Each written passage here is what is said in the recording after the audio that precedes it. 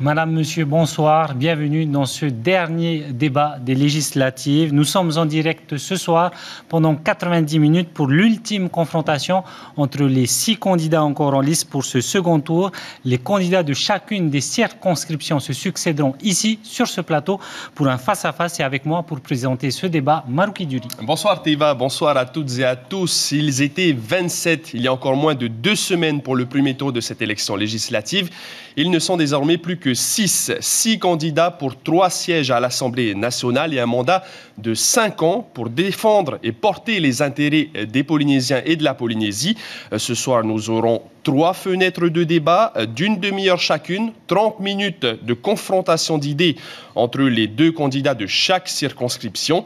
Avant de débuter avec les candidats de la première circonscription qui sont déjà prêts avec nous sur ce plateau, nous vous proposons une petite infographie des 6 candidats de ce second tour qui vont donc se succéder ce soir. Maïna Sage et Moana Greg pour la première circonscription vont donc débuter. Nicole Sanker et Teura Iriti pour la deuxième circonscription vont ensuite leur succéder. Enfin, Patrick Howell et Moetei Broderson pour la 3e et dernière circonscription termineront donc cette soirée de débat.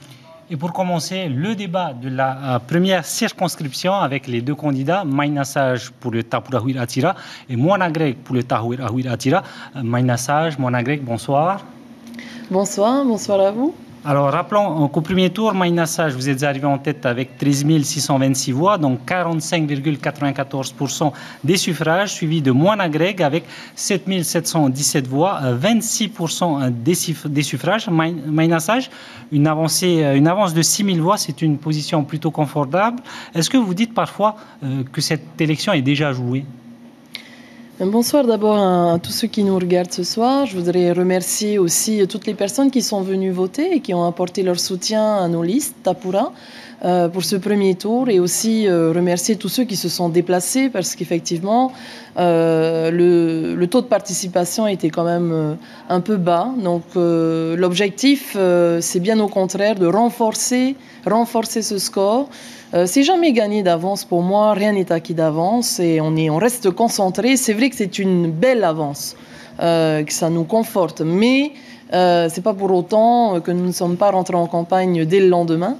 Et c'est le travail que nous avons effectué ces 2 dernières semaines pour motiver un maximum de personnes à venir voter au deuxième tour. Justement, ce sont ces abstentionnistes que vous souhaitez convaincre de venir voter parce que vous pensez que s'ils ne viennent pas, ils peuvent faire gagner le Tapurahuir Atira, par exemple? Si vous voulez, ce n'est pas qu'une question de chiffres, c'est la volonté de convaincre un maximum de Polynésiens à soutenir notre projet.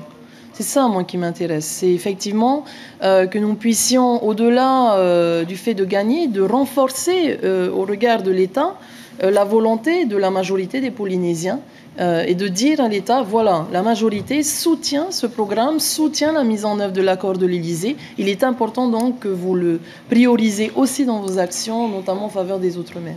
Moana Greg, vous avez 6 000 voix de retard. La semaine dernière, les Touihani ont démissionné du Tahuira. La campagne du second tour n'a pas commencé pour vous sur les meilleurs auspices. Est-ce que vous avez toujours la foi ce soir ? Bonsoir Marouki, bonsoir Teiva. Je voudrais également saluer l'ensemble des électeurs et des téléspectateurs qui nous regardent ce soir. Profiter de l'occasion pour remercier les électeurs qui ont bien voulu m'accorder leur confiance dans le cadre du premier tour, mais également faire appel aux abstentionnistes dans le cadre de ce deuxième tour. Je crois que dans les chiffres que vous montrez ce soir, vous oubliez un chiffre important, effectivement, un pourcentage important, c'est le taux d'abstention au premier tour des législatives qui est de l'ordre de 60%, ce qui est énorme dans le cadre d'une élection. Et il s'agit effectivement pour moi de parcourir, de continuer à sillonner le terrain, d'aller à la rencontre des familles, d'aller à la rencontre des abstentionnistes. Vous espérez les convaincre ? Ce que j'ai d'ailleurs fait pendant les 2 semaines qui nous ont permis de revenir à la rencontre de la population pour essayer de les convaincre également sur le programme que je souhaite porter à l'Assemblée nationale, puisqu'il s'agit de porter à l'Assemblée nationale un projet de société. Et c'est dans ce sens que je suis allé à la rencontre et des électeurs du Tapurahuir Atira qui ne se sont pas déplacés au premier tour, mais également aux électeurs des autres partis. Quelle est la température sur le terrain? Est-ce que les électeurs, enfin les gens que vous rencontrez, vous dites qu'ils vont aller voter au second tour? Alors j'ai le sentiment qu'effectivement les électeurs vont se déplacer fortement dans le cadre de ce deuxième tour. Et lors de ces rencontres avec les électeurs sur le terrain, cette volonté de vouloir participer effectivement au deuxième tour est tout à fait significatif. Maïna Sage, vous dites que le partenariat, la confiance avec l'État a été rétablie durant le mandat que vous venez donc d'achever. Est-ce que vous pensez qu'avec la majorité présidentielle du parti d'Emmanuel Macron, La République En Marche, on a vu les prévisions sont plutôt positives pour son parti, vous pensez que les 3 députés polynésiens seront entendus sur leurs demandes? Vous savez, je pense que ce partenariat est fondamental pour construire un nouveau modèle de développement pour la Polynésie. L'État reste un partenaire essentiel et on a vu effectivement sur ces 3 dernières années ce partenariat se renforcer. Maintenant, il y a une nouvelle équipe en place, une équipe que nous avons d'ores et déjà rencontrée puisque le président Fritsch s'est déplacé dès le lendemain de l'élection d'Emmanuel Macron. Et j'ai toute ma confiance aujourd'hui dans cette équipe qui a annoncé son soutien à ce document qui est l'accord de l'Élysée, qui a recueilli d'ailleurs un avis favorable à l'unanimité aussi de la société civile polynésienne. Et c'est vrai que nous avons vu encore cette semaine leurs représentants apporter leur soutien à nos candidatures. Donc je pense effectivement qu'au-delà ensuite des élections, il y aura une véritable écoute. En tout cas, il y a une volonté actuelle du président et de son équipe de travailler avec les Polynésiens en allant dans le sens aussi de la mise en œuvre de cet accord. Vous avez parlé de l'accord de l'Élysée. Quels sont les points que vous souhaitez mettre en place prioritairement? Alors à l'intérieur de cet accord, j'ai eu l'occasion de le dire, par ailleurs, il y a 3 volets importants. Le premier, c'est la reconnaissance du fait nucléaire. Je pense qu'on en a beaucoup parlé. On va en parler plus en détail juste après. Ce sont des points très concrets. Très concret, c'est la mise en œuvre de cette nouvelle loi Morin où on a supprimé les risques négligeables, c'est la construction du centre de mémoire, c'est l'indemnisation de la CPS, c'est la surveillance des atolls. Voilà, ce sont des points très concrets. À hauteur de combien pour l'indemnisation de la CPS? En tout cas, le chiffrage est en cours. Vous savez que les chiffres qui ont été amorcés par la CPS tournent autour de 50 milliards. Certains vont jusqu'à 60. Mais en tout cas, sachez que ce sujet est inclus dans l'accord de l'Élysée. Ça, c'est la bonne nouvelle. Le deuxième volet de cet accord touche au développement économique de la Polynésie. Et c'est comment on peut trouver tous les partenariats possibles pour garantir en fait un partenariat solide avec l'État pour accompagner la Polynésie.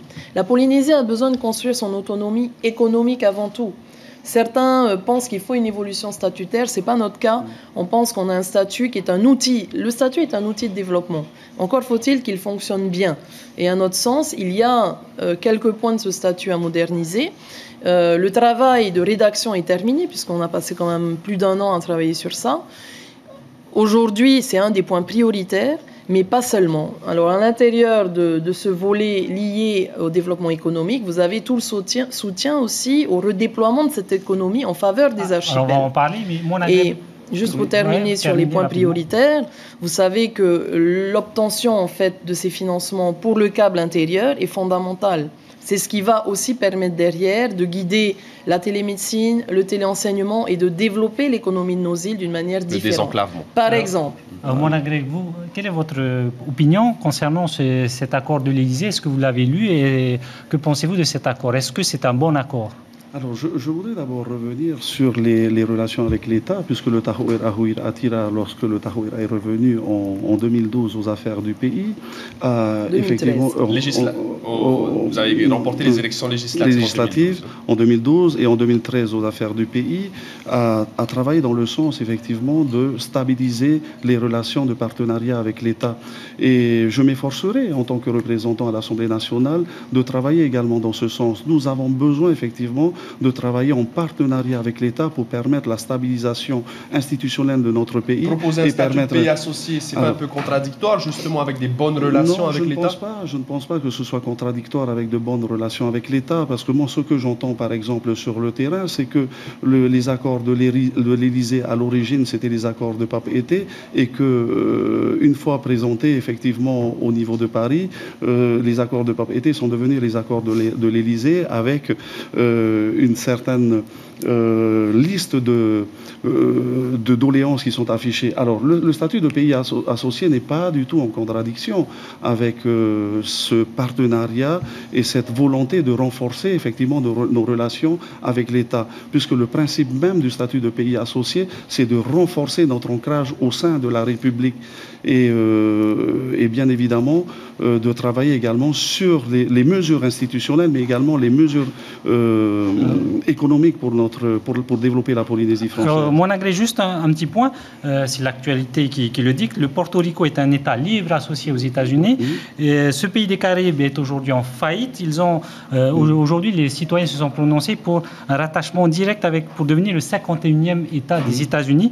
Est-ce qu'on ne voit pas là les limites de ce statut dit associé? Non, je pense qu'aujourd'hui, le statut de pays associé, encore une fois, je souhaiterais le redire aux téléspectateurs qui nous écoutent, parce qu'on a eu tendance à diaboliser effectivement cette évolution institutionnelle qui, moi, me semble nécessaire pour la Polynésie française. Encore une fois, l'idée de vouloir positionner la Polynésie française au travers d'une loi constitutionnelle vient renforcer l'ancrage de la Polynésie française au sein de la République française. Donc, à partir de là, il s'agit effectivement de décliner, on va dire, des mesures institutionnelles mais économiques qui soient concrètes et qui répondent aujourd'hui aux besoins de la Polynésie française.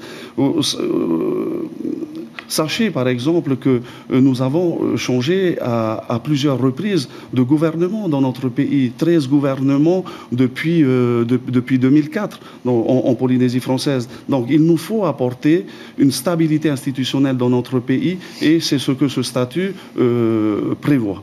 Alors, Maïna Sage, est-ce que vous êtes d'accord avec cette analyse? Est-ce qu'on a diabolisé ce statut de pays associé?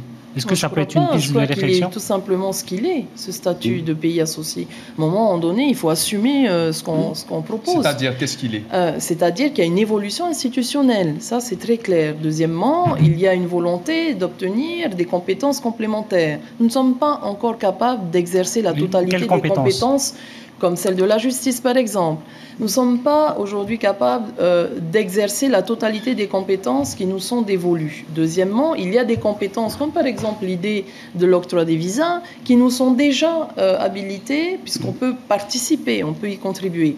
Mais je n'ai pas trop envie de perdre mon temps, je vous avoue, sur la question de ce statut de pays associé parce que à l'époque où leur équipe a défendu ce projet, c'était aussi en phase avec un candidat à la présidentielle, qui est Marine Le Pen, et qui soutenait ce projet. La logique voudrait aujourd'hui de regarder si effectivement au niveau national, ce projet est soutenu. Or, ce n'est pas le cas, et on le sait. Moi, j'ai une vision assez pragmatique des choses, je le redirai jamais assez. Ce qui m'importe aujourd'hui, c'est que le pays construit son autonomie économique. Il nous semble, pour la majorité, que le statut actuel est largement suffisant pour l'exercer. Nous ne sommes pas dans une surenchère institutionnelle. Nous avons prévu des aménagements, une modernisation du statut pour qu'il soit plus fonctionnel, plus facile, plus efficace pour tout le monde, avec aussi une amélioration sur le plan des compétences des communes, parce que c'est souhaité depuis très longtemps.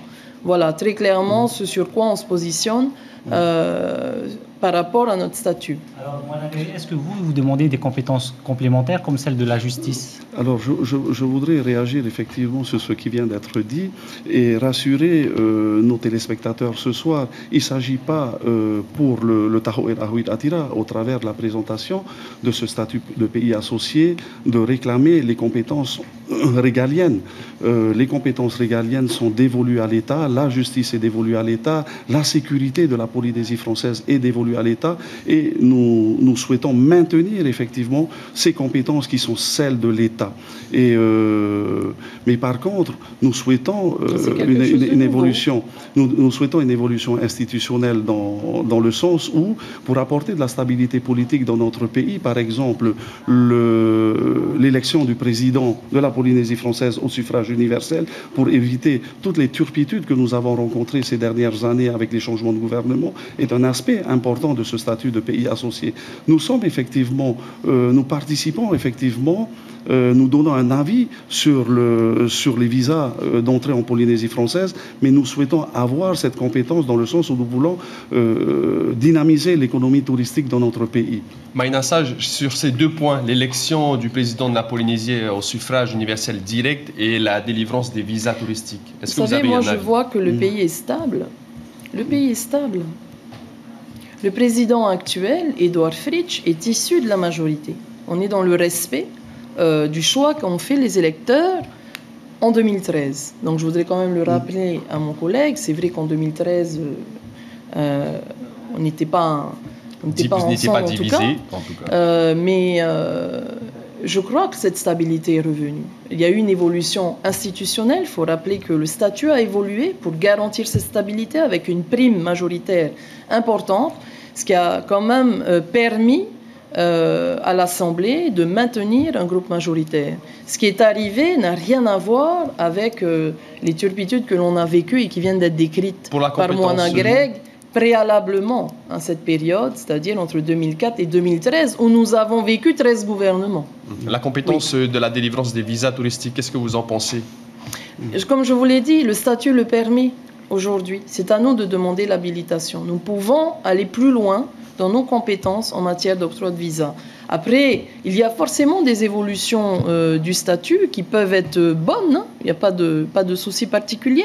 De là à devenir un pays associé, je ne pense pas que ce soit la solution pour régler les problèmes des Polynésiens. Je pense que c'est une chimère et qu'aujourd'hui, la réalité, elle est dans le travail que l'on produit au quotidien, à la fois au niveau local et au niveau national. Alors, Moana Greg, vous faites allusion à l'instabilité qui effectivement a régné après 2004. Dans votre profession de foi, vous mettez l'accent sur la création d'emplois, la lutte contre la pauvreté. Ce sont des compétences qui sont hors du champ d'action du député. Est-ce que vous ne trompez pas d'élection?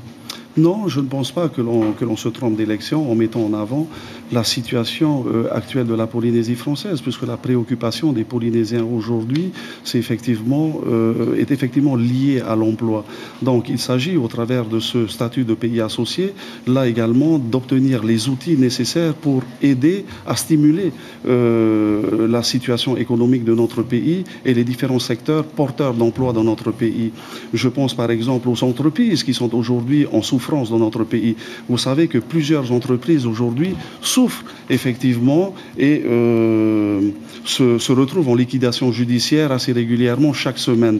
Donc au travers de ce statut de pays associé, nous pouvons demander la compétence en matière de code bancaire pour la Polynésie française pour permettre justement de pouvoir discuter avec les directions de ces banques et demander une certaine pause bancaire pour permettre à ces entreprises de pouvoir sortir la tête de l'eau et permettre effectivement d'attendre de meilleurs jours au niveau du développement. Ça veut dire que le pays demandera aux banques de faire une pause dans le paiement des emprunts, des dettes, c'est ça? Il s'agit pour nous d'obtenir la compétence au niveau du code bancaire pour permettre à la Polynésie française de pouvoir négocier effectivement ou discuter avec les directions de banques en Polynésie française pour venir aider ces entreprises et permettre aux entreprises de Polynésie française de pouvoir avoir un temps de pause pour souffler en attendant effectivement une meilleure stimulation de notre économie, de l'économie dans notre pays, ce qui n'est pas le cas actuellement. Alors, Maïna Sage, vous pensez quoi de cette pause bancaire? D'abord, je voudrais rappeler que le Code monétaire et financier est un code qui dépend d'une réglementation internationale. Les banques sont soumises à une réglementation d'abord internationale.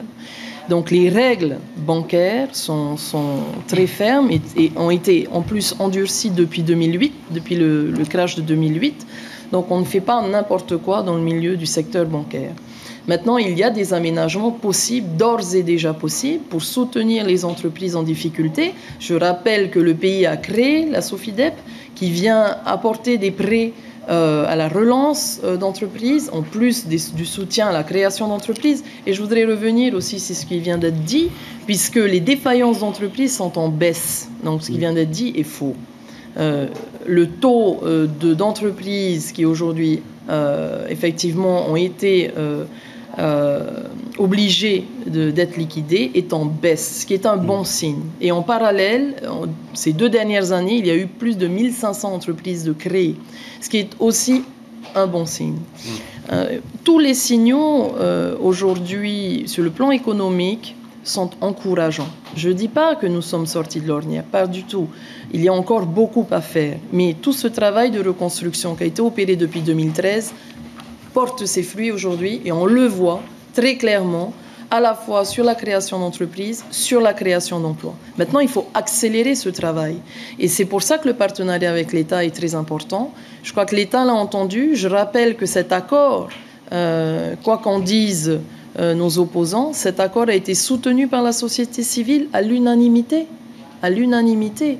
Ils ont mis quelques doutes quand même. Ce qui est quand même extrêmement encourageant. Lorsque le CESC, où siègent à la fois les employeurs, les syndicats et les associations, soutiennent avec un avis favorable ce projet, je trouve que c'est plutôt encourageant. Je crois qu'on est sur la bonne voie. Aujourd'hui, tous les paramètres sont, à notre sens, des paramètres qui indiquent que nous avons ce nouveau cap et qu'il faut maintenant le construire encore plus fortement. On a parlé d'emploi, de soutien aux entreprises. On aimerait désormais parler de nucléaire. Moana Greg et Maïna Sage, en tout cas, au niveau de vos programmes, le nucléaire, la reconnaissance du fait nucléaire est une pierre angulaire de votre programme. Vous, le Tahouira Huiratira, vous proposez, même vous réclamez à ce que l'État rembourse 60 milliards à la CPS. C'est une de vos propositions. 60 milliards, ce n'est pas un peu idyllique ? Je voudrais d'abord saluer le travail réalisé par les associations dans le cadre de l'évolution de cette loi portant sur le nucléaire.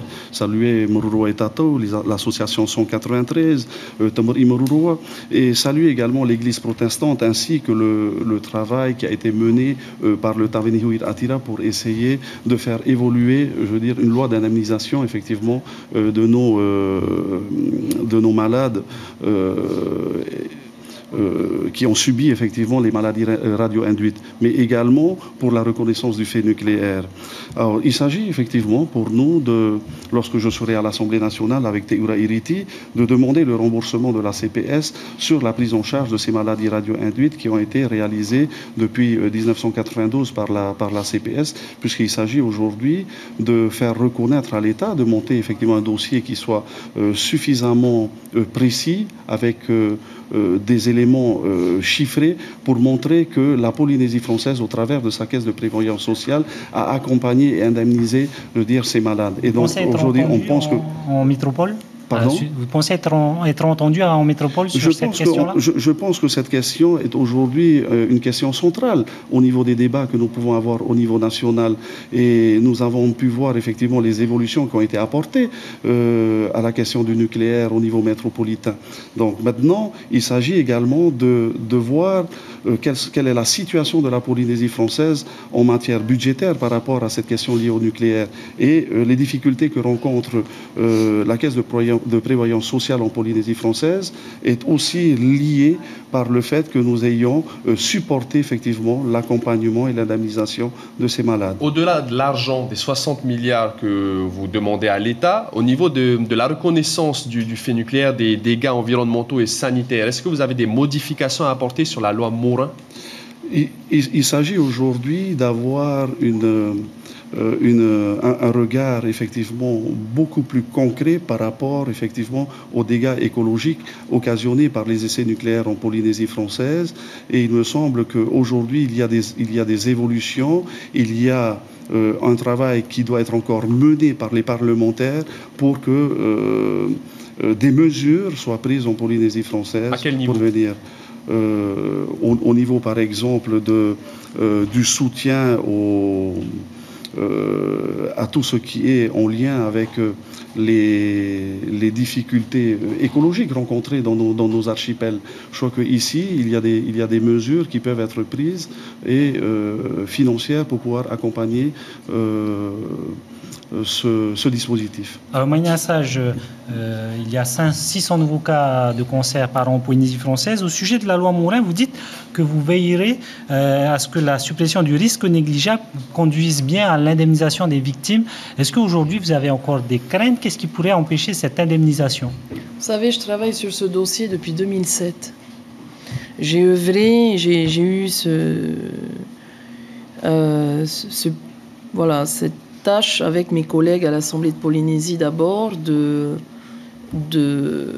donner notre avis sur la première mouture de la loi Morin, lorsque nous sommes arrivés en 2008-2009, pour aboutir à un texte en 2010, dans lequel nous avions mis tous nos espoirs. On a travaillé avec toutes ces associations que je souhaite également saluer, qui viennent d'être citées, avec tous les partis politiques. On a eu un travail transpartisan sur ce dossier. On a même été jusqu'à Paris avec un représentant de chaque groupe à l'époque. J'avais eu effectivement le privilège de représenter mon groupe. Donc, vous savez, toutes ces années nous ont appris aussi à rester prudents. Donc, l'évolution de la loi Morin qui a été obtenue au mois de février est une évolution majeure, très positive et très encourageante pour la suite. Mais quand je dis qu'on va veiller à sa bonne application, c'est aussi parce que chat échaudé craint l'eau froide. Voilà. Et je crois que ce que je dis est quand même partagé par tous ceux qui ont œuvré sur ce dossier. Vous dites encourageant pour la suite. Oui, encourageant parce que normalement, désormais, le texte devrait fonctionner. Et c'est notre objectif. Je crois qu'il va, effectivement, on a quand même une grande confiance dans la mise en œuvre parce que maintenant, il y a une autorité indépendante. C'est M. Krishnath qui est venu d'ailleurs, malgré cette période un petit peu de réserve aussi de l'État. Il a souhaité venir parce qu'il sait que c'est un dossier urgent qui ne pouvait pas attendre la fin des élections. Il est venu. Il a rencontré l'ensemble des partis pour voir comment on pouvait rapidement mettre en œuvre maintenant cette nouvelle loi Morin avec ce nouveau critère, puisqu'on a supprimé le risque négligeable. Donc c'est une réorganisation. L'objectif, c'est que ce texte soit efficace demain et notre rôle de parlementaire sera de veiller à sa bonne application. Mais le travail ne s'arrête pas là. Le travail ne s'arrête pas là. Il y a des mesures qui doivent venir compléter cette action. Je pense notamment à l'accès à ce droit. Les populations isolées des îles ont besoin d'être relayées, ont besoin d'être soutenues. On a besoin de faciliter l'accès à cette demande d'indemnisation. Et je rappelle que cela n'est pas limité aux personnes qui malheureusement ont contracté ces maladies et qui sont vivantes, c'est aussi tous les ayants droit. Vous avez évoqué les îles isolées. La première circonscription est la plus étendue de la République, avec les Marquises et les Tuamotu-Gambier notamment. Est-ce que vous avez des points, Moana Greg, sur lesquels vous souhaitez ardemment défendre les intérêts des Marquisiens ou des Tuamotu? Oui, bien évidemment. Mais je voudrais revenir très rapidement sur la question du nucléaire, parce que effectivement, à l'Assemblée nationale, je serai vigilant par rapport aux récentes modifications qui ont été apportées à la loi Morin et qui devrait, en principe, apporter des réponses un peu plus satisfaisantes. Mais restons vigilants sur cette question-là, puisque jusqu'à aujourd'hui, 7 dossiers polynésiens ont été indemnisés. Donc vous avez encore l'idée de la mise en place d'un comité de suivi dans le cadre de cette loi Morin, et il nous faut rester vigilants quant au fonctionnement effectivement de ce comité de suivi. Donc je serai vigilant à l'Assemblée nationale.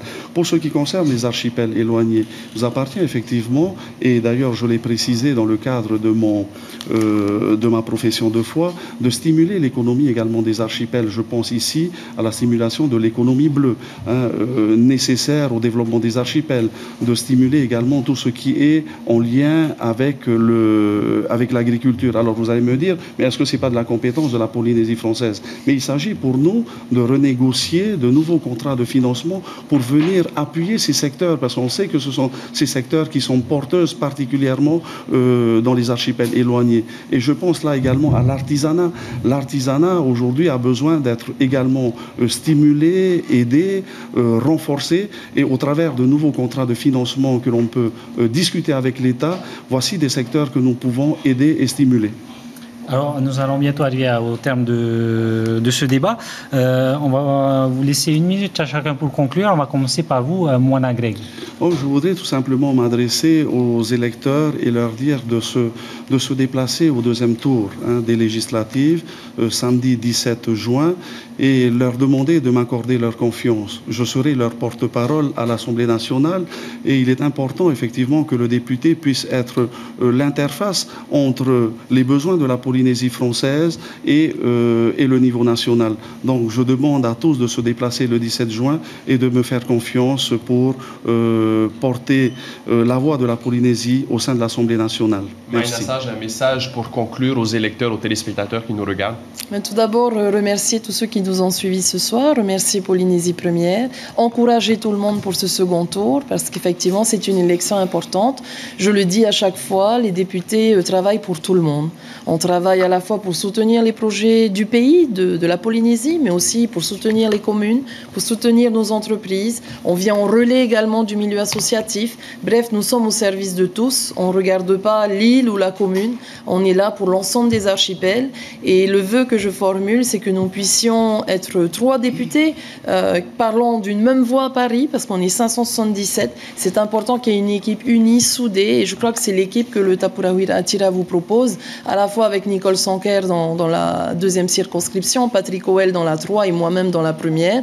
Donc voilà, j'invite vraiment tout le monde à ce rendez-vous du 17 juin pour soutenir nos candidatures en vue de la mise en œuvre de ce programme qui est lui-même soutenu par la majorité présidentielle. Merci beaucoup Maïna Sage, merci beaucoup Moana Greg, merci à vous deux d'avoir accepté de débattre sur ce plateau et nous allons passer tout de suite au second débat avec Nicole Sanker et Teura Iriti.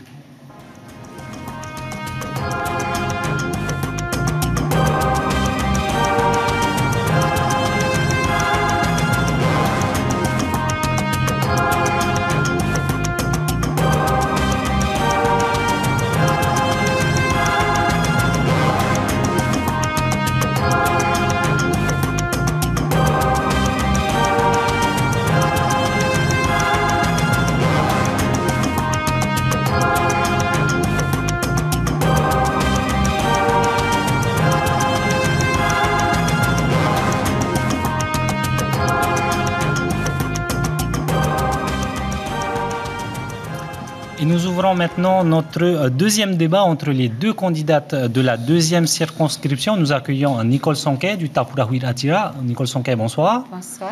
Et nous recevons aussi Teura Iriti du Tapura Huiraatira. Teura Iriti, bonsoir. Yorana.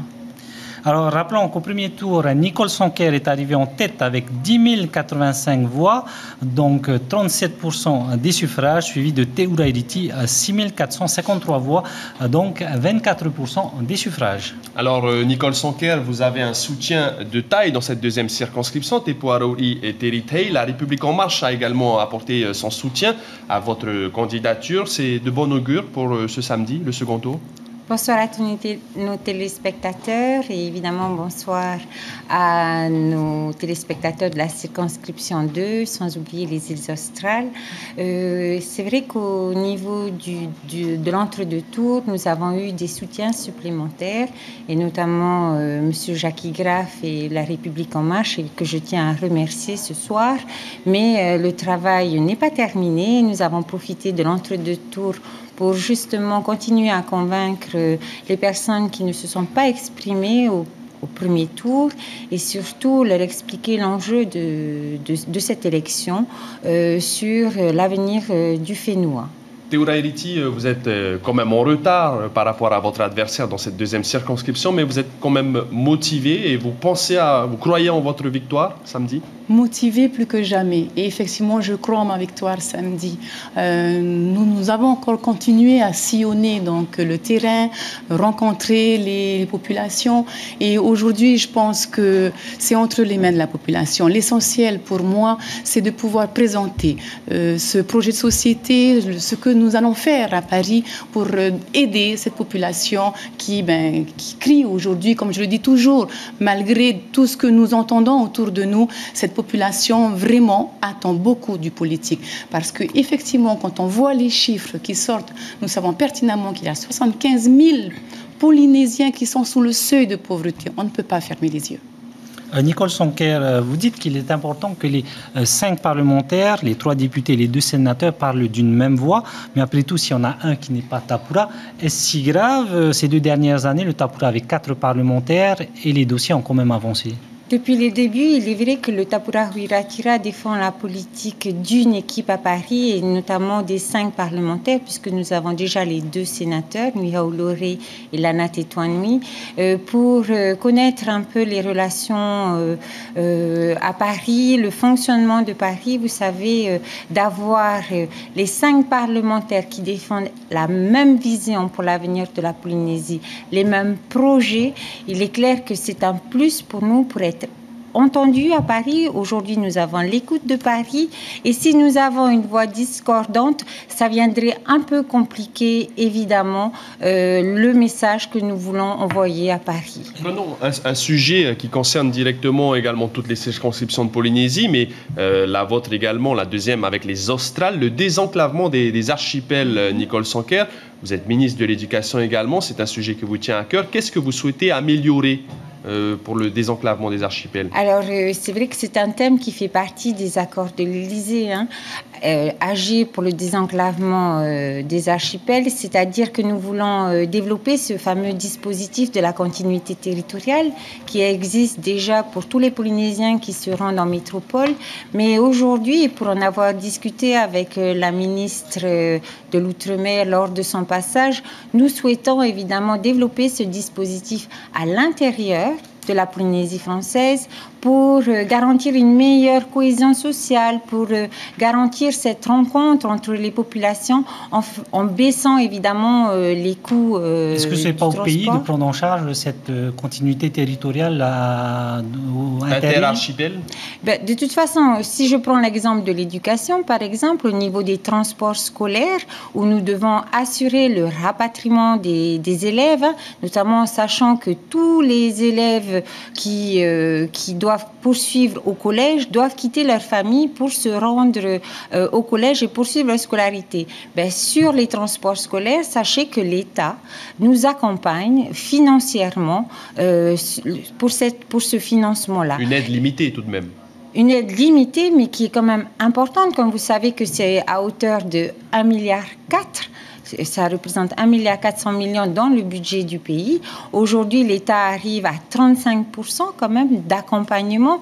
D'ailleurs, c'est un retour au financement des transports scolaires parce que on a pu mettre en place un rapatriement supplémentaire pendant les vacances de la Toussaint, justement parce que l'État est revenu. C'est vraiment quelque chose qui était vu par Paris de manière mathématique, c'est-à-dire moins d'élèves, donc la dotation baisse. Aujourd'hui, nous avons expliqué à quel point c'était important pour maintenir le lien avec les familles, pour éviter le décrochage scolaire, que l'État est revenu financer les transports scolaires. Par conséquent, si vous pouvez obtenir des nouvelles sources de financement en expliquant notre fonctionnement, c'est notre objectif aussi au niveau des parlementaires. Vous aussi, vous militez pour la création d'une continuité territoriale inter-îles. Tout à fait. Quand j'entends agir pour le désenclavement, je dis oui, effectivement, il faut le faire le plus rapidement possible. Il ne faut pas se contenter, comme je viens d'entendre, l'État participe à hauteur de 35%. Merci, mais nous devons encore aller un peu plus loin.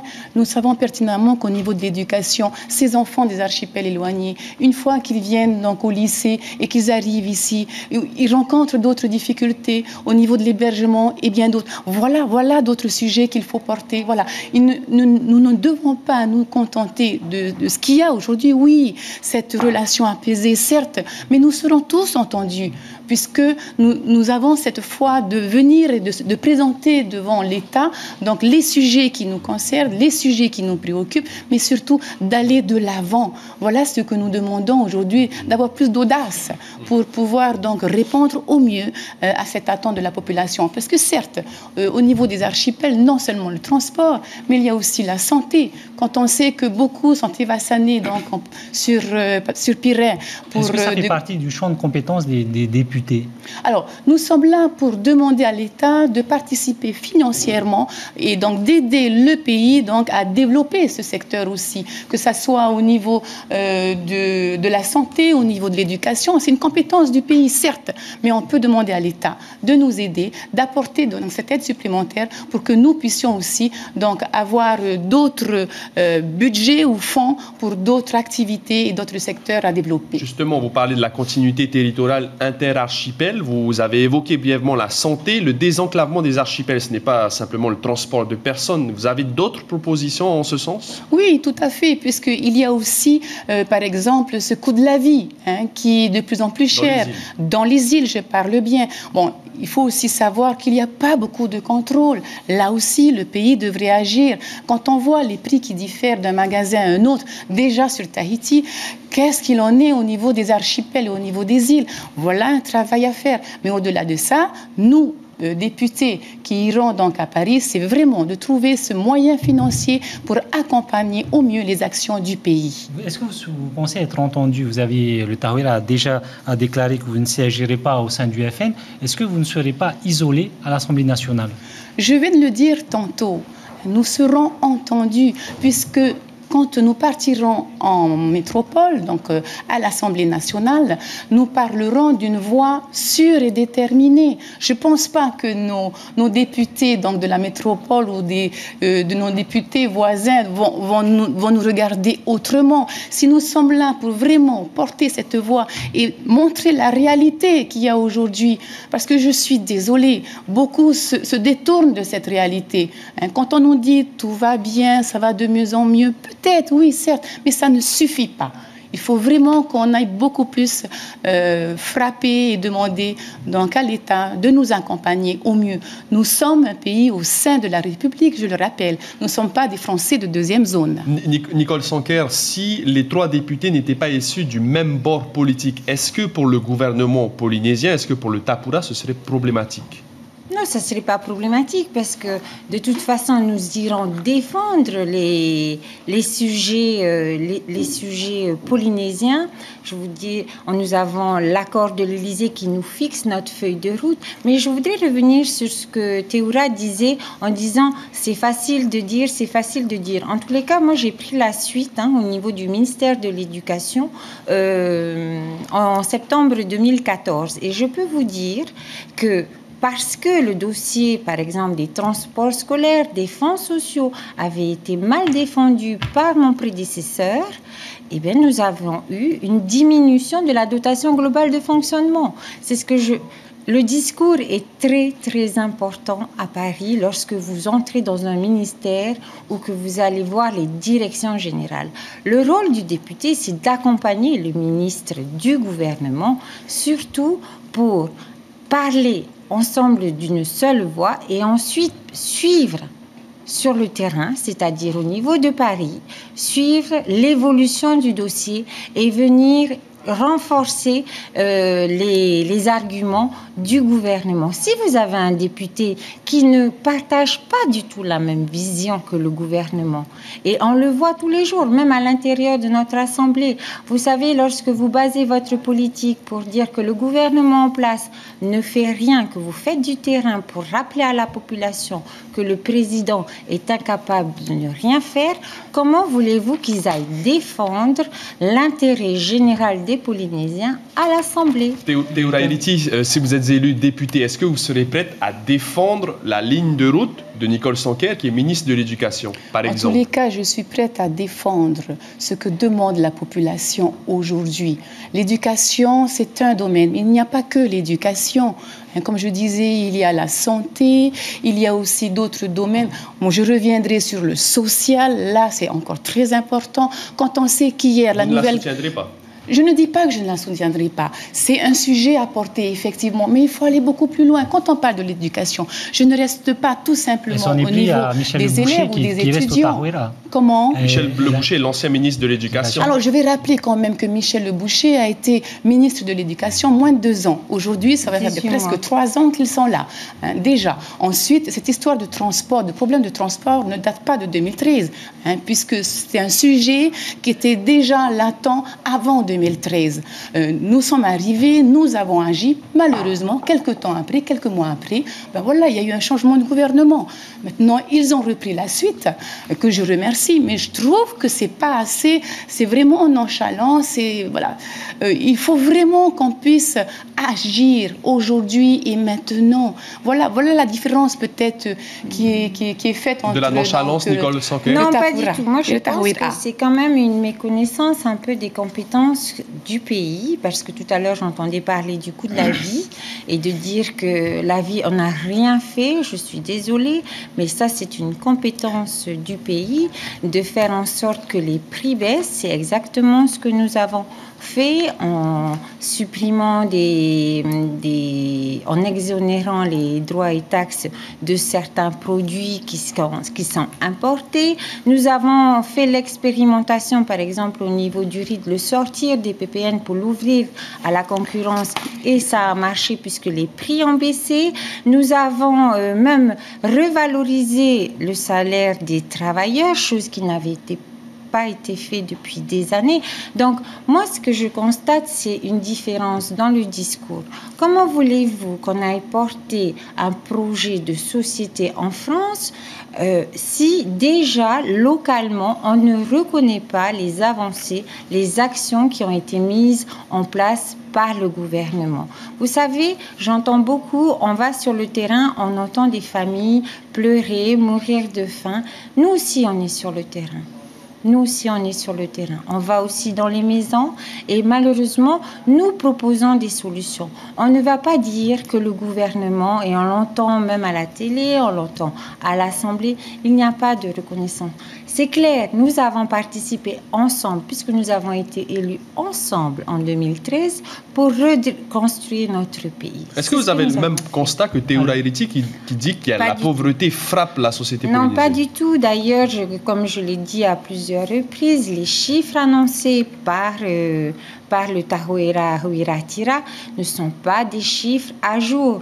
Moi, je vous le dis, tous les chiffres annoncés par le Tahoeira Huiratira, c'est simple, il faut les diviser par 2. Alors, Théoura Héritier, est-ce que vos chiffres sont à jour? Je voudrais d'abord revenir demander donc à Mme Sanker, est-ce qu'il lui arrive de faire des courses quand on va aujourd'hui acheter un paquet de riz, alors qu'à l'époque, il coûtait 100 francs, même parfois moins de 100 francs. Le paquet de riz Senlong ou le paquet de riz Co. On va citer des marques. Aujourd'hui, peu importe, mais ce sont les paquets de riz qu'achètent les plus petits et qui sont aujourd'hui à 120, 130 francs. Je me dis, bon, il y a un problème là. Oui, la vie est de plus en plus chère. De plus, le coût de la vie ici est 40% plus cher qu'en métropole. Donc là aussi, il faut réagir. Ensuite, quand on nous parle de mensonges, quand on va sur le terrain, que la pauvreté n'est pas là. Alors là, je trouve ça extraordinaire. Quand on voit, encore pas plus tard qu'hier soir, j'étais dans une famille dont le père et la mère qui ont 15 enfants avec, bon, bien sûr, leurs conjoints, les motos. Disons, il y a une quarantaine de personnes dans ce foyer. Et quand on sait qu'il n'y en a que 2 qui travaillent, je me dis, mais attends, il y a un problème. Quand on parle de 55 000 chômeurs, ces chiffres-là ne viennent pas de chez nous, ils viennent de nos services. Donc, arrêtons de dire que les chiffres sont faux. Qu'est-ce qu'il faudrait faire pour aider ces personnes? Qu'est-ce qu'il faudrait faire? Eh bien, tout simplement, je dirais, d'abord, de sécuriser la protection sociale généralisée. Comme je l'ai toujours dit, le RST, donc le régime de solidarité, aujourd'hui a multiplié par 2. Voilà encore une preuve. C'est un bon thermomètre pour dire que les gens sont de plus en plus en difficulté. S'il y a aujourd'hui 80 000 ressortissants au RST, c'est pas pour rien. Donc, que faut-il faire? Il faut d'abord les protéger pour ne pas que demain on ne puisse pas plus payer les allocations familiales, les allocations vieillesse, qu'on ne puisse plus les accompagner au niveau de la santé. Ça passe par les aides de l'État? Une santé pour tous. Ça passe par une aide de l'État. Je rappelle qu'au niveau du RST, il y a quelques années, l'État participait à 3,5 milliards pour, alors à l'époque, environ 40-45 000 ressortissants. Aujourd'hui, il participe à hauteur de 1,4 milliard pour 80 000 ressortissants. Vous voyez bien qu'il y a quelque chose à faire là. Ou alors... Qu'est-ce que vous ferez, vous? Je demanderai donc à l'État de participer à cette solidarité nationale. C'est légitime, comme dans d'autres pays ultramarins. On a besoin de cette aide pour accompagner ceux qui sont mal. Bien sûr, à côté de ça, la priorité aussi, et qui est plus rapide à mon sens, c'est de pouvoir développer le secteur primaire et de donner plus de moyens aux agriculteurs, plus de moyens aux pêcheurs, plus de moyens aux artisans. Voilà, je veux dire, les premiers revenus qui pourraient donc aider beaucoup les familles, même si ce sont des revenus pas très importants, mais c'est toujours quelque chose pour aider les familles. Et ensuite, bien sûr, partir sur des projets structurels. C'est ce qui est important. Aujourd'hui, on n'a pas de réelle vision sur ces projets structurels. Alors, on va revenir sur votre proposition de faire revenir l'État au RST. Nicole Sonker, est-ce que vous militerez auprès de l'État pour qu'il revienne de manière plus importante au RST? 3,5 milliards, ça vous paraît un bon chiffre? En tous les cas, nous, c'était notre proposition au départ de demander 3,5 milliards. Nous connaissons les contraintes financières de l'État. Aujourd'hui, il y a une convention qui est signée pour 3 ans de 1,4 milliard. Et tout d'abord, on dit merci à l'État parce que de zéro, nous sommes passés à 1,4 milliard. Ensuite, dans l'accord de l'Élysée, évidemment, il est inscrit que nous continuerons à discuter et surtout à pérenniser ce retour au financement de l'État. Mais par contre, je veux juste revenir sur certains chiffres. On ne va pas débattre sur les chiffres aujourd'hui, mais quand j'entends qu'il y a à peu près 75 000 au RSPF, ça c'était le chiffre de 2014. Aujourd'hui, je peux vous dire qu'on est à 58 000. Il n'y a pas eu d'augmentation au niveau du RSPF. Les chiffres sont publiés par l'ISPF, par l'IEOM, mais apparemment, on continue à prendre des chiffres qui sont antérieurs. On refuse de voir que la situation économique du pays va mieux. On ne dit pas qu'on a tout réglé. Les familles qu'elle décrit, nous les rencontrons aussi. Mais évidemment, on ne va pas leur promettre non plus de dire « Ah ben voilà, qu'est-ce qu'on peut faire? On va vous promettre un travail. » Non, pas du tout. Par exemple, moi je prends juste l'exemple des jeunes. Il y a dans ces familles-là plusieurs jeunes qui ont abandonné l'école et qui sont sans diplôme. Depuis 2 ans, nous avons mis en place l'école de la seconde chance. C'est-à-dire qu'on encourage le jeune et il est pris en charge pour retourner à l'école et pour enfin décrocher un premier diplôme. Mais je peux vous dire que les jeunes reviennent à l'école. C'est une des solutions que nous avons mis en place. Donc, il y a le RSMA aussi qu'on peut proposer. Et évidemment, il y a toujours ce système de CAE en attendant que l'emploi revienne. Mais de dire qu'on ne fait rien, c'est désinformer la population. Est-ce que vous désinformez la population? Alors, je voudrais justement un petit peu corriger ce qui a été dit. Quand on nous dit aujourd'hui il y a 58 000 ressortissants au RST, alors je voudrais rappeler à Mme Sonker, lorsqu'il y a eu la mise en place de cette délibération au sein de l'Assemblée pour changer le renouvellement et la création, l'inscription au sein du RST, il y a eu un chamboulement extraordinaire. Et certains ressortissants du RST qui depuis longtemps étaient encore au RST se sont retrouvés au RNS. Si tu ne viens pas avant le jour de ton anniversaire t'inscrire au RST, on te bascule automatiquement au RNS. Donc, et vous savez très bien, tout à fait, et vous savez très bien qu'au RNS, ils doivent donc une cotisation mensuelle de plus de 7 000 francs, alors qu'ils n'ont déjà rien. Voilà, donc bien sûr, ça arrange beaucoup le pays parce qu'il y a moins de RST, mais nous savons tous que ces personnes sont au RNS et se retrouvent encore avec plus de difficultés. Je voudrais revenir aussi sur les jeunes. Quand on nous dit on accompagne les jeunes, une école de la seconde chance, la délinquance est incroyable. Quand on voit ces jeunes au bord de la route le mercredi après-midi et le vendredi après-midi, mais mieux encore, nous, quand on rentre de nos réunions publiques très tard pourtant, 11 heures du soir, même parfois dépassé minuit, on voit encore des jeunes de 12-13 ans traîner sur la route. Ce n'est pas possible. Là aussi, nous devons aider cette jeunesse et aussi peut-être avoir un regard sur les parents, parce que certains parents ont abandonné leur rôle, leur responsabilité, et nous savons tous pourquoi. Ce droit de l'enfant. Mais quel est le droit des parents aussi? Ils ont leur rôle à jouer. Il faut leur redonner cette responsabilité. Voilà, il y a bien des choses à faire, mais la délinquance continue à augmenter. Est-ce qu'on ne se trompe pas d'élection? Est-ce qu'on n'est pas déjà dans l'élection territoriale qui sera en 2013 et voilà, en oubliant les législatives Non, je ne pense pas, parce que si nous sommes députés demain, nous devons être conscients des problèmes qu'il y a dans le pays, voir où est-ce que nous allons et demander à la France de nous aider pour justement répondre donc à ces soucis et surtout développer l'économie du pays pour redonner du travail aux gens. Voilà ce qu'il faut vraiment redynamiser toutes les forces vives du pays et bien sûr à commencer par les chefs d'entreprise parce que cela crée des emplois. Relancer les associations que je remercie aussi, heureusement qu'ils sont là, les églises et bien d'autres encore. Alors Nicole Sonker, vous souhaitez réagir? Oui, je souhaiterais réagir parce que je crois qu'on se trompe parfois d'élection. On parle plus du bilan du gouvernement vu par le Tahoira. Moi, je voudrais juste rebondir concrètement sur un sujet, la lutte contre la délinquance. Aujourd'hui, il y a un copil de la lutte contre la délinquance où le pays et l'État sont, le président et le haut-commissaire co-préside ce fameux comité de pilotage. En tous les cas, en tant que député, je sais que dans le plan jeunesse outre-mer qui a été mis en place par Mme Paul Langevin et M. Canet, ministre de la Ville, il y a un volet de lutte contre la délinquance et des dispositifs qui peuvent être offerts évidemment à des jeunes. Donc, moi, je demanderais tout simplement l'extension du plan jeunesse outre-mer, de certains dispositifs, évidemment, à la jeunesse polynésienne.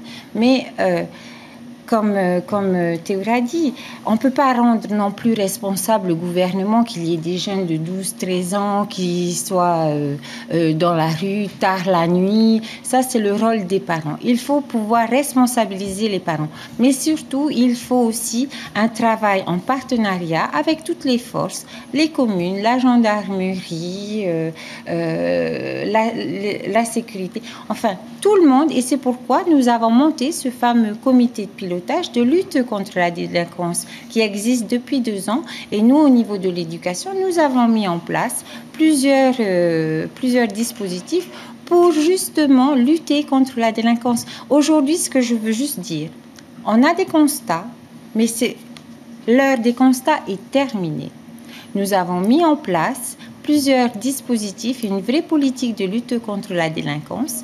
Et aujourd'hui, l'école de la seconde chance, c'est pour lutter contre la délinquance, pour arrêter de voir ces jeunes traîner dans les quartiers et croire qu'un travail va leur tomber dessus. Non, il faut leur dire, et nous travaillons en partenariat avec les communes, parce que c'est le rôle aussi des communes de nous identifier les zones où il y a beaucoup de jeunes. L'autre jour, je regardais, il y a eu un reportage, je crois, de Polynésie Première, où il y a eu un forum pour proposer à des jeunes d'un quartier défavorisé des formations professionnelles, pour inciter donc ces jeunes à reprendre soit l'école, soit intégrer une formation professionnelle. Eh bien, ça a été un grand désespoir pour les personnes présentes sur ce forum, parce qu'ils ne sont pas venus. Alors qu'il y avait des stages professionnels d'offerts. C'est un travail qui est mené par le ministère de la formation professionnelle, mais il y avait personne. Ils attendaient, alors qu'une communication avait été faite. Et 800 personnes sans emploi avaient été identifiées dans ce quartier prioritaire. Voilà. Est-ce que, Théoura, vous êtes d'accord avec ce que vient de dire Nicole Sonquet, l'heure des constats est terminée? Alors, je dis quel constat?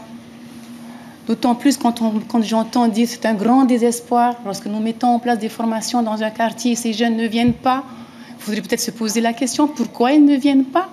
Là aussi, donner des formations, certes, ces jeunes sortent de l'école, les ramener sur les bancs de l'école, ce n'est pas ce qu'ils veulent. Ils ne viennent pas aux formations. Il faut que l'on se pose des questions. Et là, je suis d'accord avec Mme Sonquet de dire que c'est un grand désespoir. On doit bouger, on doit agir. Ne pas faire des choses comme à l'habitude, donner des formations, booster le RSMA, qui d'ailleurs est une structure de l'État. Nous avons nos propres structures. Quand je parle du MFR, du CJA, du CFPA, là aussi, il faut rebooster. Ce sont des structures mises en place par le pays. Voilà la bonne question. Donc aujourd'hui, je dis merci à Mme Sonquet de reconnaître que c'est un grand désespoir. Maintenant, il faut agir. Il faut qu'on ait un même regard et surtout qu'on réponde d'abord à ceux qui attendent impatiemment. Sinon, comme je le disais, en Nouvelle-Calédonie, hier, ils se sont soulevés, ils se sont levés. Aujourd'hui, la Guyane s'est levée parce qu'ils se sont très très mal. Et ils ont eu gain de cause. Pour moi, il s'agit d'être en métropole, à l'Assemblée nationale. Vous savez, celui qui se lève, qui combat vraiment, qui mène son combat jusqu'au bout, celui-là sera entendu. Je suis persuadée. Théoura Iriti, nous arrivons bientôt au terme de ce face-à-face pour la deuxième circonscription. Vous avez une petite conclusion pour vos électeurs? Oui, alors je voudrais juste dire que j'ai cette force de pouvoir aller beaucoup plus loin et demander une concrétisation réelle pour répondre à ce chômage de plus en plus donc aggravant, pour répondre à ce coût de la vie de plus en plus cher, et surtout à ces jeunes qui aujourd'hui vraiment sont désœuvrés. Lorsque j'ai réuni quelques jeunes, franchement, j'ai eu mal au cœur de les entendre. On nous a oubliés, on nous oublie. Et effectivement, voilà la réponse est là. Maintenant, je fais appel à tous ceux-là. Ce samedi 17 juin, ce samedi qui vient, venez voter. On vous demande, c'est une dernière demande pour cette année au niveau des élections. Ensuite, on attendra les élections de l'année prochaine. Venez voter, nous avons besoin que vous vous exprimiez pour que nous puissions porter au mieux tous ces projets qui ont été, en tous les cas, issus du terrain, pour pouvoir porter au mieux, qu'on puisse nous aider et enfin répondre à cette détresse sociale et économique. Merci beaucoup Théoura Hériti. Et Nicole Sonquet, vous avez 1 minute pour conclure. Le 17 juin, vous allez élire les députés qui parleront au nom de l'intérêt général des Polynésiens. Nous avons aujourd'hui au Tapura Huiraatira une feuille de route, l'accord de l'Élysée, qui n'oublie personne. Le secteur économique, l'amélioration des conditions de vie de nos concitoyens, agir pour le désenclavement des archipels. Nous avons pensé à tout le monde dans cet accord de l'Élysée. Le pays a ses propres compétences, mais nous avons besoin du soutien et de l'accompagnement de l'État. Depuis 3 ans, nous avons renoué des relations de confiance avec l'État, voté pour les candidats Tapura Huiraatira pour continuer ce partenariat avec l'État dans l'intérêt général des Polynésiens et pour l'avenir de nos enfants. Je vous remercie. Merci Nicole Sonquer, donc candidate dans la 2e circonscription du Tapura Huiraatira, et merci Théoura Hériti, candidate du Tapura Huiraatira. C'est la fin de ce face-à-face entre les 2 candidates, donc présentes au second tour dans cette 2e circonscription. Place désormais à la 3e et dernière circonscription.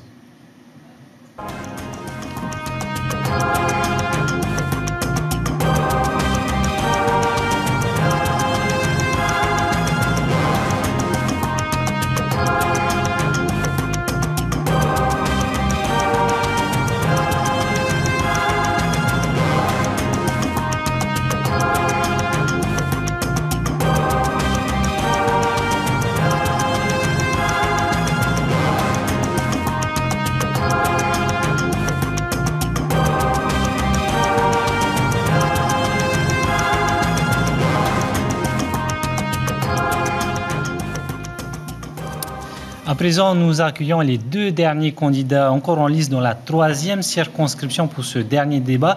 Nous accueillons tout de suite Patrick Ouel du Tapura Huiraatira. Patrick Ouel, bonsoir. Yorana, chers téléspectateurs et chères téléspectatrices, bonsoir. Et face à lui, Moetai Broderson, candidat du Tavini Huiraatira. Yorana. Alors, rappelons que Patrick Ouel, vous avez fait 9193 voix lors du premier tour, ce qui fait 33,40% des suffrages exprimés. Broderson, vous avez fait 8289 voix, 30% des suffrages exprimés. Moetai Broderson, en France, le premier tour a eu lieu dimanche dernier. Quand on examine les résultats, on remarque qu'en Corse, les indépendantistes, les nationalistes corses pourraient faire leur entrée à l'Assemblée nationale. Est-ce que ça vous donne de l'espoir ? Oui, enfin en tout cas c'est des gens avec qui on discute et ça fait partie de ces candidats aux législatives avec lesquels nous envisageons peut-être de créer un groupe à l'Assemblée nationale. Un groupe régionaliste, c'est ça ? Un groupe de Français qui veulent une république moins jacobine et plus ouverte. Patrick Ouel, dans la 3e circonscription, face à votre adversaire, vous avez le plus petit écart, en tout cas du premier tour, entre les candidats présents au second tour, moins de 1000 voix. Le Tapura Huiraatira a mis quand même beaucoup de moyens entre les 2 tours sur la 3e circonscription. Est-ce que ça veut dire que vous craignez Moetai Broderson ? Il ne s'agit pas de craindre qui que ce soit, étant donné que nous savons tous qu'au premier tour, il n'y a pas eu beaucoup de gens qui sont venus voter, et qu'il s'agit pour nous de mobiliser cet électorat autonomiste, de venir voter pour le 2e tour, parce qu'il s'agit d'un enjeu important, et il s'agit également de mobiliser tous ceux qui ont voté pour le président Macron.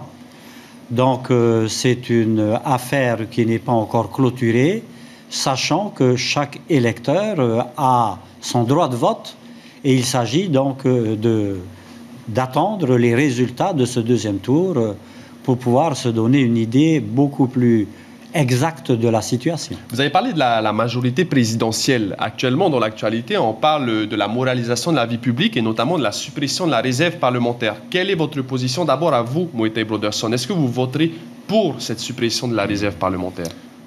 Personnellement, je trouve que ce serait dommage de se priver de cet outil qui est au niveau local, en tout cas chez nous, très utile, pour peu qu'il soit utilisé en toute transparence. Donc je pense que ce sont les excès et les abus du passé de certains députés qui font aujourd'hui que le gouvernement central pense éventuellement supprimer cette réserve parlementaire.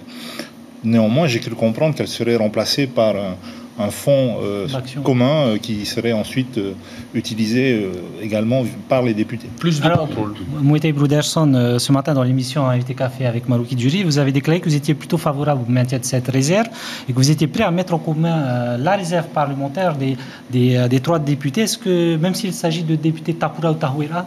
Mais oui, je l'ai dit dès le début. C'est quelque chose, vous êtes prêt à travailler avec les députés? Je ne suis pas quelqu'un de sectaire.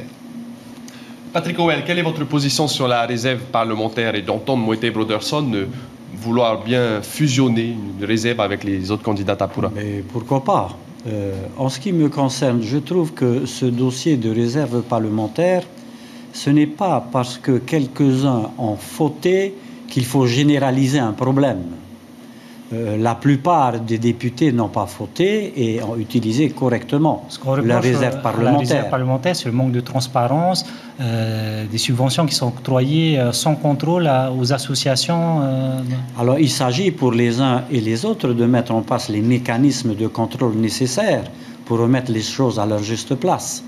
Donc, je trouve que c'est bien dommage qu'il y ait un certain nombre d'associations ou un certain nombre de communes qui peuvent être aidées dans quelques, je dirais, projets, de micro-projets, comme ce qui s'est passé sur Rurutu, par exemple, avec les lampadaires LED sur la voie publique, et que je me pose d'ailleurs la question que lorsque ce texte passera à l'Assemblée nationale, est-ce que l'ensemble des députés vont voter haut la main? On verra quelle sera donc la décision de l'Assemblée nationale. Vous allez voter pour si vous êtes élu? En ce qui me concerne, moi, je pars du principe qu'il serait bon à ce que les députés puissent disposer de cette réserve parlementaire, mais de mettre en place des mécanismes de contrôle de façon à ce que cette réserve parlementaire ne soit pas déviée de ce qui a été prévu. On parle de loi anticorruption de votre côté, Moïté Broderson. Qu'est-ce que vous proposez pour aller encore plus loin dans cette idée de moralisation de la vie publique? Bien, nous avons examiné avec attention le projet de loi de garde des Sceaux, M. Bayrou.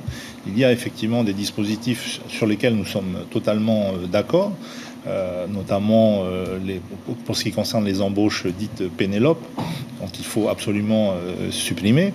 En revanche, nous pensant qu'il ne va pas assez loin par rapport aux élus qui ont fauté, qui ont été corrompus ou qui ont agi, qui ont opéré des malversations des deniers publics. Nous pensons qu'il faut qu'ils soient inéligibles à vie. Vous êtes d'accord avec cette idée? Quand on a un casier judiciaire, Patrick Howell, on ne doit plus faire de politique? Écoutez, je suis déjà dans une profession où je me dois respecter un certain nombre de règles, étant donné qu'en tant que docteur en chirurgie dentaire, lorsque nous sommes diplômés, nous entrons dans un conseil de l'ordre. Et dans la mesure où nous ne respectons pas un certain nombre de règles, on nous retire carrément le titre et on ne peut plus exercer cette fonction. Donc je vis cela journalièrement. J'ai passé une longue partie de ma carrière et je dois dire que jusqu'à ce jour, il appartient à chacun de respecter un certain nombre de règles. Maintenant, s'il y a nécessité de mettre en plus des textes de loi, pourquoi pas, pour améliorer la situation. Moïté Broderson, si vous êtes élu samedi, vous serez le premier député issu du Tavini Huiratira. Vous avez une proposition, c'est de limiter le nombre de mandats de députés. Pourquoi? Parce que je ne fais pas partie de cette génération de politiciens qui se voient faire de la politique jusqu'à 75 ou 83 ans. À 70 ans, j'espère bien faire autre chose que de la politique, aller m'occuper de mes abeilles. Oscar Temarou fait de la politique depuis 30 ans, 83. C'est un tout autre contexte, c'était une autre époque, avec des combats qui sont différents des combats qu'on a actuellement. Aujourd'hui, j'estime qu'on a suffisamment de jeunes talentueux, de jeunes diplômés, de jeunes compétents et amoureux de leur pays pour qu'on puisse préparer la relève. Patrick Howell, est-ce que vous vous engagez à être assidu à l'Assemblée? Plus assidu que les précédents députés, par exemple? Je trouve que les précédents députés ont quand même été assidus, de ce que j'ai pu en voir. Il est évident pour moi que lorsqu'on s'engage, pas très bien placé. On s'engage dans quelque chose, il faut respecter les principes. Il est évident que je créerai les conditions pour être présent chaque fois que cela sera nécessaire pour défendre la cause de la Polynésie française. Moïté Broderson, vous vous engagez à être totalement transparent sur le fonctionnement, les embauches au sein de votre cabinet si vous êtes élu. Comment allez-vous procéder concrètement? Vous allez monter un site internet? Très concrètement, il s'agit de mettre en place des fiches de poste.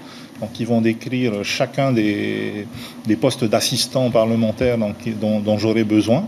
Et ces fiches de poste seront publiées à la fois dans les journaux locaux, sur Internet, de manière à ce que nos jeunes ici puissent postuler. Et également, nos jeunes qui finissent leurs études en métropole, et ils sont nombreux, puissent également postuler.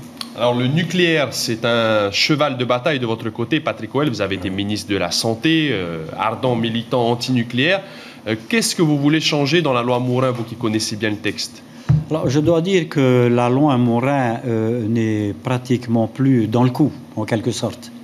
Étant donné que cette loi Morin a consisté surtout à freiner un certain nombre de mécanismes pour que les gens ne soient pas suivis correctement, pour qu'au niveau également de notre sécurité sociale, qui est un déni, nous avons donc dû payer à la place de l'État.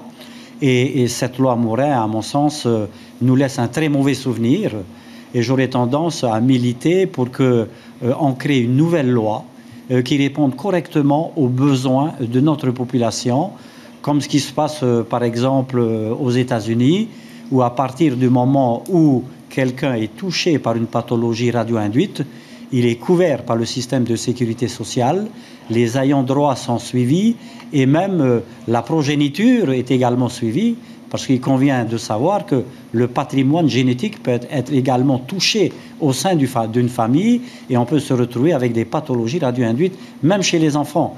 D'autant plus que chez les Américains, ils sont à 33 pathologies radio-induites. En France, nous en sommes à 23 pathologies radio-induites.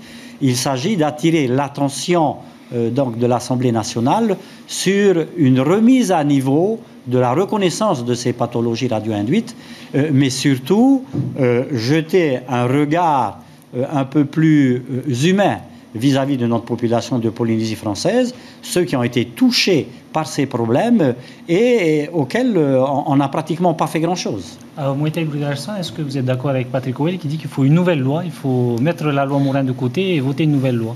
Je pense qu'il faut remettre les choses dans l'ordre. Ce sont l'ensemble des autres partis politiques qui semblent aujourd'hui se ranger aux thèses du Tavani Huratira, qui, faut-il le rappeler, a été l'un des seuls partis à s'opposer. Aujourd'hui cette...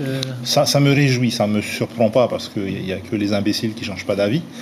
Et donc je me réjouis de voir que l'ensemble des partis politiques sont aujourd'hui anti-nucléaires. C'est peut-être un effet de mode, c'est de bon temps, mais tant mieux. Les conséquences environnementales, sanitaires, Patrick Howell parlait des maladies radio-induites et de la liste des maladies. Vous aussi, ce sont sur ces points que ça bloque? Il n'y a pas que ça, il y a les aspects environnementaux, les maladies, donc la liste des maladies elles-mêmes, il y a le fait que les maladies donc génétiquement transmissibles ne sont pas prises en compte, il y a toutes ces sommes qui ont été payées par la CPS en lieu et place de l'État, il y a cette limite au dédommagement de 1,8 milliard, tout ça est à revoir. Vous dites que c'est une insulte? Ce plafond de dédommagement est une insulte? Oui, complètement. C'est l'équivalent de ce que dépense chaque année la mairie de Paris pour aller ramasser ses crottes de chiens. Parlons désormais du Code général des collectivités territoriales. Vous, d'un côté, vous souhaitez le réformer en profondeur. Quelle est votre position, avant de vous entendre, Moïté Broderson, vous, Patrick Howell, sur ce CGCT? Alors, ce CGCT, il est remis en question par la grande majorité de nos maires et par les conseillers municipaux. C'est, à mon sens, un texte qui a été repris en France et on essaie de nous l'appliquer, alors que nos réalités sont tout autres.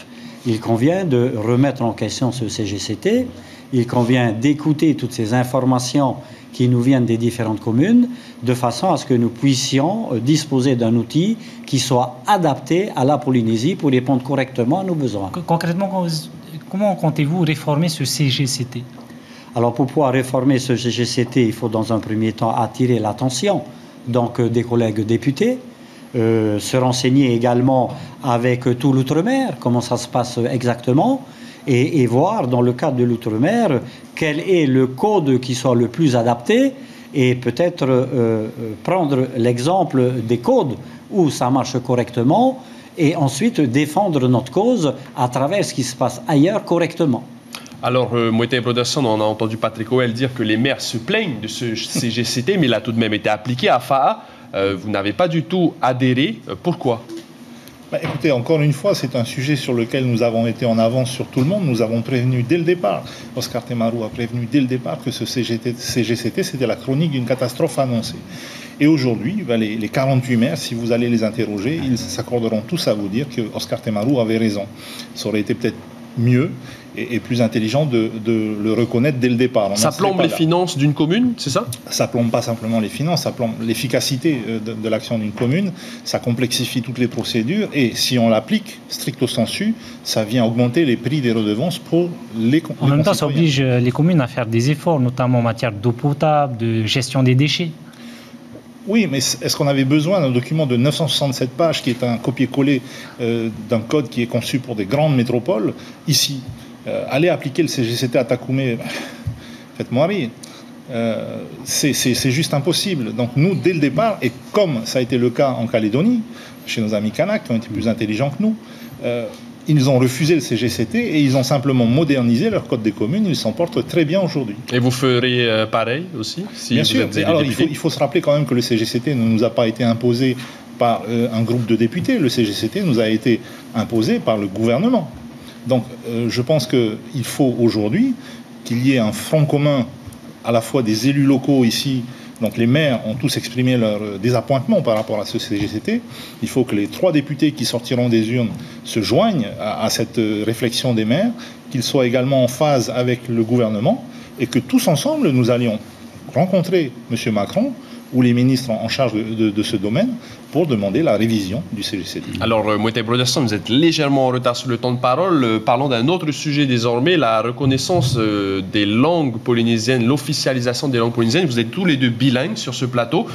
Quelle serait votre démarche, Moïté Broderson? Alors, c'est une démarche à 2 niveaux. Cette reconnaissance, elle peut être effectuée dans le statut. Maintenant, j'estime que ce n'est pas suffisant et ce n'est pas un service à rendre à la République française. J'estime qu'aujourd'hui, la République française doit sortir de l'anachronisme dans lequel elle s'est enfermée. Si vous regardez la plupart des grands pays dans ce monde, que ce soit les États-Unis, que ce soit bien d'autres pays, ils ont plusieurs langues officielles.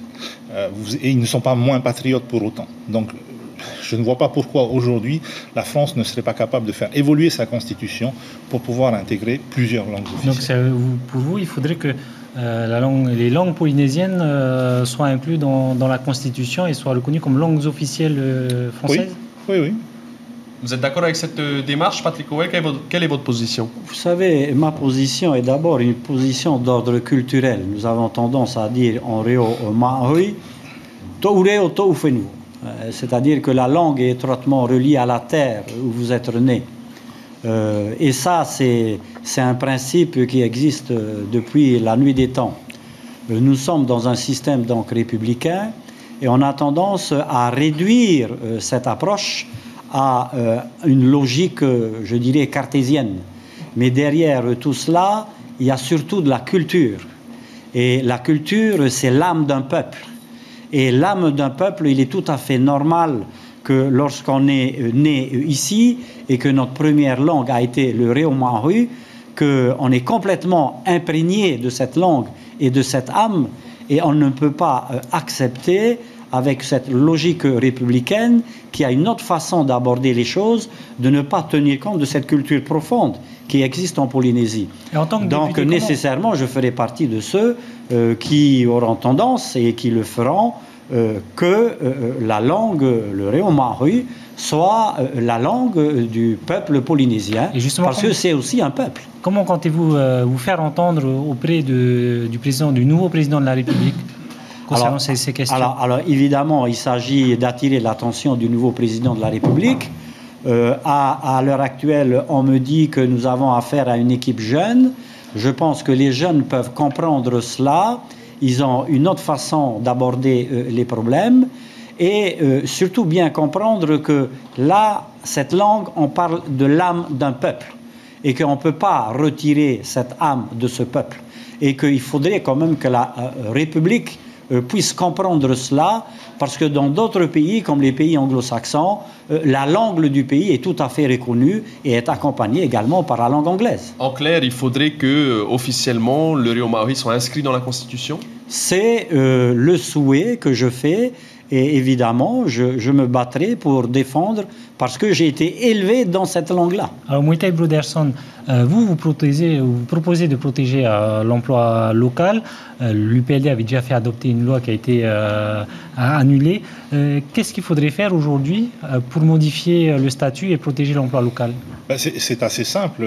C'est l'article 18 du statut, donc, qui est tellement mal rédigé, enfin, dont la rédaction est tellement alambiquée qu'elle a servi à annuler la loi de pays de 2009 qui avait été votée à l'Assemblée. La question qui se pose, c'est pourquoi personne n'a tenté depuis 2009 de faire justement modifier cet article 18 de manière à pouvoir représenter cette loi.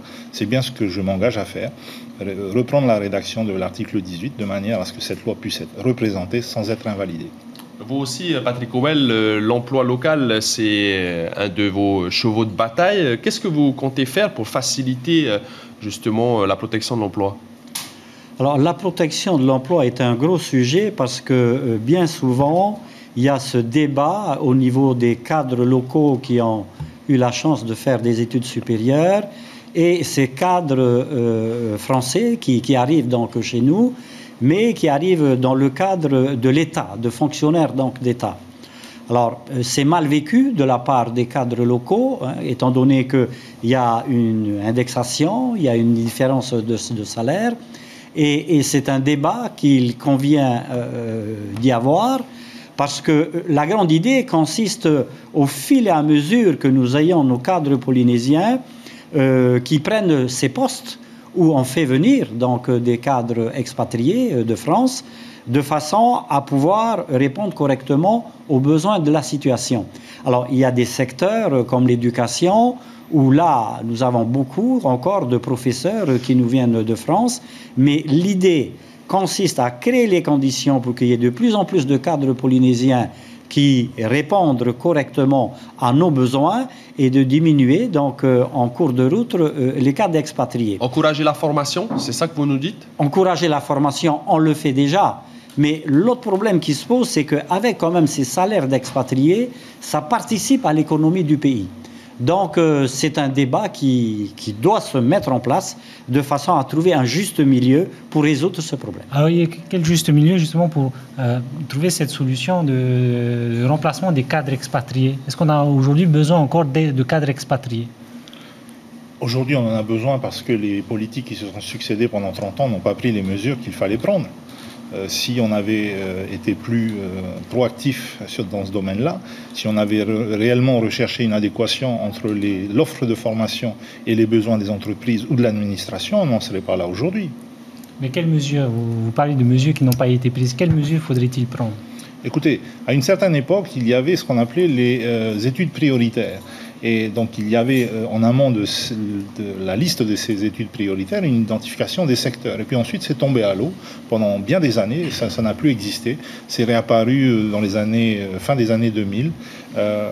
Voilà, c'est ce genre d'absence qui a créé la situation dans laquelle nous sommes aujourd'hui. Alors, il nous reste un peu plus de 8 minutes de débat. La troisième circonscription comporte notamment les îles sous le vent. Moitai Broderson, vous êtes un enfant des îles sous le vent. Est-ce que vous avez des propositions concrètes pour les Raromatei si vous êtes élu député? Oui, j'ai des propositions concrètes, notamment concernant le transport interinsulaire. Moi, j'ai vécu la belle époque où on pouvait embarquer sur les ponts du Taporo, du Temehani, et on balançait nos péoués, on embarquait, c'était une bonne ambiance, on était une centaine, et on jouait de la guitare toute la nuit. Et aujourd'hui, c'est limité à 12 passagers. Voilà, donc j'ai des propositions dans ce sens-là pour permettre à nouveau de voyager sur les ponts. Concrètement, il y a une réglementation qui a été, encore une fois, copier-coller chez nous sans qu'il y ait de réel besoin de le faire. Et ben, il s'agit de modifier cette réglementation. Quelle réglementation? C'est une réglementation nationale. D'accord. Vous, Patrick Howell, qu'est-ce que vous proposez pour les raromatei? Alors pour les raromatei, effectivement, il faut résoudre ce problème de désenclavement, en particulier par voie maritime. Et ce que j'aurais souhaité, mais ça ne va pas concerner uniquement le groupe d'archipel des raromatei, je souhaiterais qu'on mette en place des équipes de façon à réfléchir en profondeur sur le développement de chaque groupe d'archipel. Étant donné qu'on s'aperçoit qu'il y a toujours cette migration qui vient des îles pour pouvoir trouver du travail ici sur Tahiti, et il s'agit de sérieusement imaginer un plan pour chaque groupe d'archipel de développement de façon à créer les conditions pour que les gens puissent avoir un emploi donc dans leur archipel, de diminuer donc ce flux migratoire et n'importe comment, et ils auront une meilleure qualité de vie chez eux. Ce plan de développement des archipels Moetai Broderson, vous y étiez favorable également à une époque avec le Tabini? Oui, nous avions envisagé donc la mise en place d'un conseil des archipels, si vous vous souvenez bien. Et dans le projet de société du Tavini Huratira, la constitution sur laquelle, que nous avons comme objectif est une constitution fédérale où chaque archipel serait donc un État fédéral. Un peu à l'image des États-Unis. Des États-Unis et de tant d'autres nations dans le monde. Alors, une de vos propositions, Moetai Broderson, c'est d'assurer notre souveraineté sur nos propres ressources. De quelles ressources s'agit-il exactement? Alors, écoutez, vous avez aujourd'hui un certain nombre de taxes qui sont perçues par l'État en lieu et place du gouvernement local, les redevances satellitaires, également sur le transport aérien international. Nous estimons que ces ressources doivent appartenir aux Polynésiens. Ce sont des taxes qui servent à payer les contrôleurs aériens, les aéroports? Non, pas seulement. Là, vous vous confondez avec la taxe d'aéroport. Là, je vous parle des redevances satellitaires et des redevances sur le transport aérien. C'est autre chose. Vous avez également, bien entendu, ces ressources subocéaniques dont tout le monde, comme pour le nucléaire, aujourd'hui s'accorde à dire qu'elles existent. Eh bien, ces ressources, quand bien même un article du statut, l'article 47, je crois, semble laisser croire que nous sommes compétents à la fois sur l'exploration et l'exploitation de ces ressources, on oublie un peu trop rapidement l'alinéa 4 de l'article 14 qui donc met tout ça entre parenthèses si jamais il s'agit de matériaux stratégiques. Or, aujourd'hui, la liste des matériaux stratégiques, ce n'est pas débattu à l'Assemblée de Polynésie, ce n'est pas débattu au Conseil des ministres ici, ça résulte de la décision d'un homme, le président de la République. Il faudra peut-être être subtil pour défendre ce point, assurer la souveraineté sur les ressources propres. Comment vous allez procéder si vous êtes élu député? Ben, je serai subtil, je suis quelqu'un d'assez subtil en général. Moetai Broderson, vous êtes un peu de retard. J'aimerais vous poser une question. Des trois candidats du Tavini, vous êtes celui qui avait le moins parlé d'indépendance, contrairement à vos autres collègues. Vous avez plutôt fait campagne sur la moralisation de la vie politique. Est-ce la raison qui vous a permis d'accéder au second tour? Lorsqu'on s'éloigne des fondamentaux du Tavini? Non, pas du tout. Je ne m'éloigne d'aucun fondamental. Mes valeurs, elles sont là, elles sont bien ancrées. Je suis indépendantiste. Mais il n'y a aucune confusion dans mon esprit sur les espaces d'expression politique. Et l'Assemblée nationale n'est pas l'espace d'expression politique pour ce qui est de l'indépendance. Donc l'indépendance, ça se discute avant tout ici, chez nous. Et quand les Polynésiens seront d'accord pour avancer dans ce sens-là, à ce moment-là, on pourra aller en débattre éventuellement à l'Assemblée nationale. Est-ce que vous n'utiliserez pas cette tribune de l'Assemblée nationale pour justement transmettre ce message de l'indépendance? Pas du tout. Je vais simplement faire de l'information à l'Assemblée nationale sur la situation réelle de notre pays et faire mon travail de député. Rejoindre les éventuels députés nationalistes corses, peut-être, pour créer un groupe, parce qu'on sait déjà peut-être que vous ne vous inscrirez pas dans la majorité présidentielle.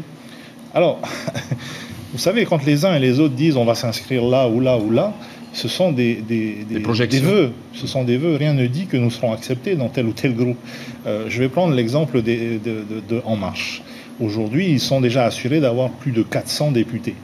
Ils en auront peut-être 440 à l'issue du second tour. Est-ce qu'ils ont réellement besoin d'en avoir 2 de plus? Je n'ai quasiment jamais vu, en tout cas. Je ne sais pas. Donc rien ne dit que nos amis du Tapura qui seront peut-être élus demain seront acceptés au sein du groupe d'En Marche. C'est la même chose pour moi. Si demain je fais une demande auprès de M. Mélenchon, encore faut-il que le groupe de M. Mélenchon veuille m'accepter. Maintenant, ça, ce sont les vœux que j'émets. Mon premier vœu, c'est celui de pouvoir former un groupe avec des députés qui ont les mêmes valeurs et les mêmes affinités intellectuelles que moi. Et si ça ne peut pas se faire, à ce moment-là, je me rapprocherai du groupe de M. Mélenchon. Alors Patrick Howell, les projections annoncent une majorité de plus de 400 députés pour Emmanuel Macron. Est-ce que vous serez accepté au sein de sa majorité et comment comptez-vous vous faire entendre au sein de cette majorité très élargie?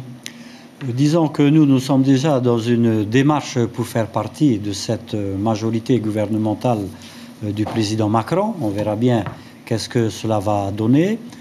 Comment on va se faire accepter? Bon, il faut dans un premier temps à ce qu'il y ait un dialogue, à ce qu'il y ait une rencontre.